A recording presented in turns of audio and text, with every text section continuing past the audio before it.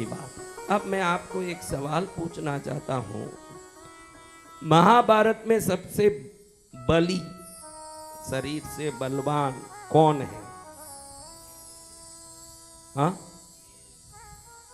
बहुत होशियार हो, वाह वाह, ज्ञान की सीमा से भी पार जा रहे हो। अब मैं पूछूं कि रामायण में कौन बलवान है महाराज? कौन बलवान है? ये दो चीज तो पूरी दुनिया जानती है कि महाभारत में भीम बलवान है, रामायण में हनुमान बलवान है, लेकिन ना तो आज तक किसी कथा में बताई गई होगी, ना कोई सोचा होगा। मैं सदा ये बात सोचता हूं कि क्यों हम लोग भजन पूजन से भी, साधना यजन से भी प्राणायाम योग को महत्व देते हैं भारत में। क्यों? कि हनुमान जी भी वायु के पुत्र हैं और भीम भी वायु का पुत्र है, ये बलवान हो सकते हैं। तो ये आपको बताता है कि वायु से ही आप बलवान हो सकते हो और किसी से बलवान नहीं हो सकते। हनुमान जी, देखो कितना बड़ा रहस्य है, कभी किसी ने नहीं सोचा होगा कि हनुमान जी वायु पुत्र हैं, भीम भी वायु पुत्र हैं, और इन दोनों के बल के सामने कोई न टिक सके, ऐसा वायु पुत्र। हाँ?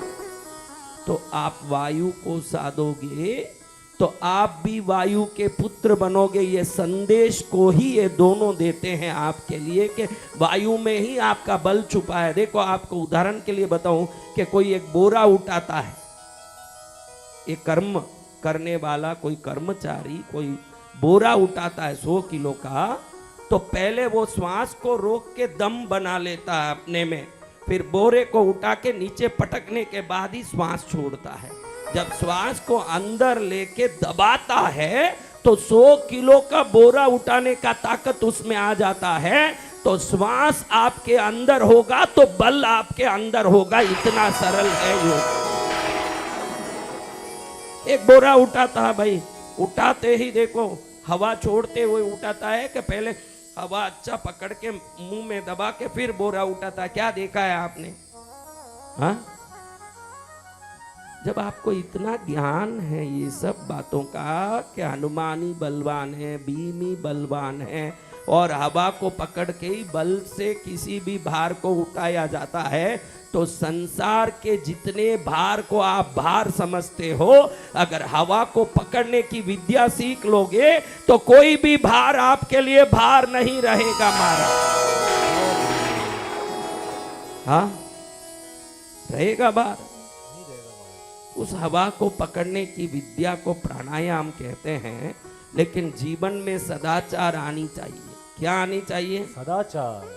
शांति से। कल देखो ये बच्चा ऊपर खड़े होके आप सबको सीखी हुई बातें समझा रहा था, उस समय कितनी शोरगुल मच रही थी वहां। यूं यूं जो सिर हिला रहे हो आप ही थे शोरगुल मचाने वाले। आपको ये विवेक नहीं है कि कोई बोलता है तो शांत सुनना चाहिए, और आप कहते हो कि सदाचार आएगा।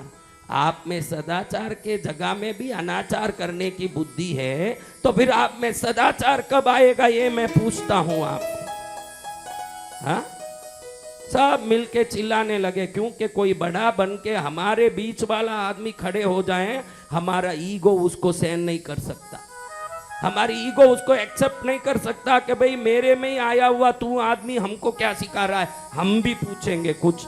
आपने पूछा तो जिज्ञासा से नहीं पूछा है, अहंकार से आवाज किया है।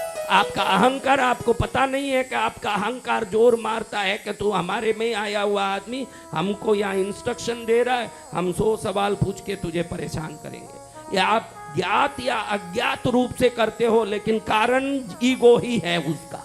क्या कारण है? You cannot stand in front of us because you are with us.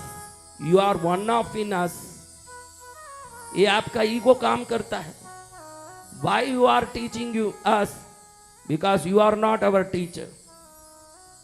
तो ये अहंकार, जब ये अहंकार नीचे उतर जाएगा, जब मन से विकार नीचे उतर जाएगा, किसी का हिंसा करने का भाव छूट जाएगा। एक कीड़ी मकोड़ी चल रही है तो उसके चाल में अपने बच्चों के चाल को कोई देखता हो। आपके कितने बच्चे हैं, किसके कितने बच्चे हैं, वो खाली उंगली से दिखाओ कितने बच्चे हैं। हाँ, धन्यवाद। मैं आपको आज कहता हूं बेटा कि आज मेरा निवेदन स्वीकार कर लेना। जब कोई कुत्ता जाता हो, कोई बिल्ली जाती हो, कोई बकरी जाती हो, कोई गाय जाती हो, कोई मच्छर मकोड़ा कीड़ा जाता हो, तो आज निवेदन करता हूं उस समय उसके चाल को देखते समय उसमें अपने बच्चों को देखने का प्रयत्न करिए। सभी जीवों में ईश्वर को तो कोई देख नहीं सकता। हम कहते हैं कि सभी जीवन में ईश्वर निवास करते हैं, किसी की बुद्धि में वो घुसती ही नहीं है। इसलिए मैं कहता हूं सरल बात है कि जब भी किसी जीव को देखते हो अपने बच्चों को उसमें देखो, उसको मारने की बुद्धि आपकी खत्म हो जाएगी। क्यों? वो आपका बच्चा।